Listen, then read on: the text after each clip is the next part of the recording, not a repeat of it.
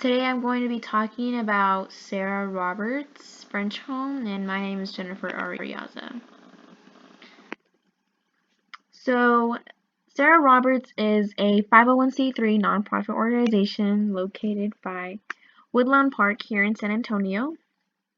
It used to be a home for underserved poor women in the community, but then it turned into a nursing home in the 1970s, which is what the owner, Sarah Roberts, wanted. The mission statement is to provide adequate health care to the infirm and elderly in the community in a loving and caring environment.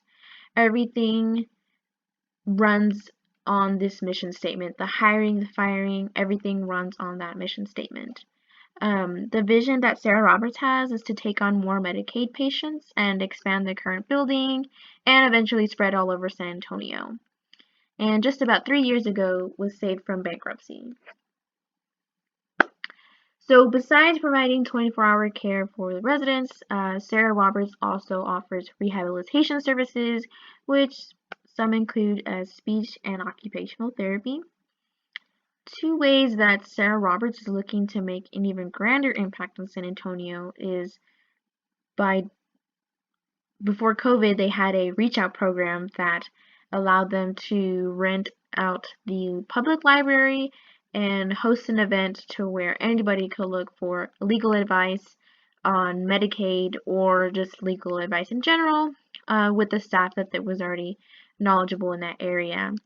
They measure success by keeping an informal survey. They always ask the residents' families how they're doing, if they feel safe, that their family member is at this home.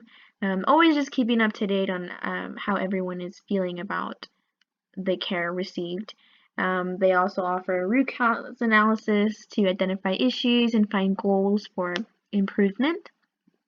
And this facility does allow for volunteers to come, but due to COVID, that has been restricted, and volunteers could just perform recreational activities with the residents themselves, supervised.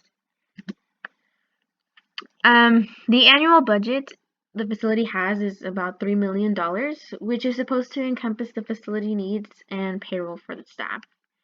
The way that this nonprofit is running is that Medicaid covers 80% of the medical costs of the residents, and the home is supposed to figure out how to cover the rest. And by figuring out, they do capital campaigns. They have done fundraisers before, like informal, like fun run, but those have been proven not to be successful.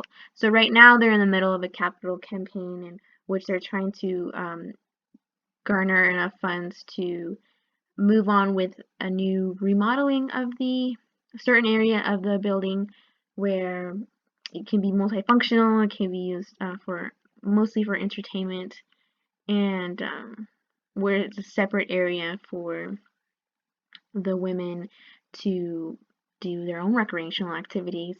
An example of a fundraising donation is Baptist Health Hospital gave the home a $50,000 grant to rebuild the electrical, and Ms. Rudd, which is the executive administrator, always tries to pave it forward by meeting with the students of the professor who also works at Baptist Health and just aid them in any way.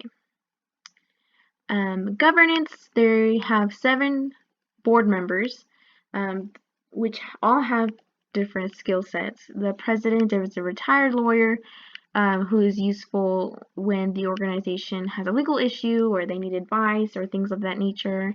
The vice president used to be a school teacher and is useful for when staff needs help for training or things of that nature.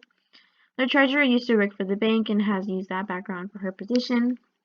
And the executive director used to work for American Red Cross and has 3 master's degree, which makes her an asset because she is knowledgeable in both the functions of a nonprofit as well.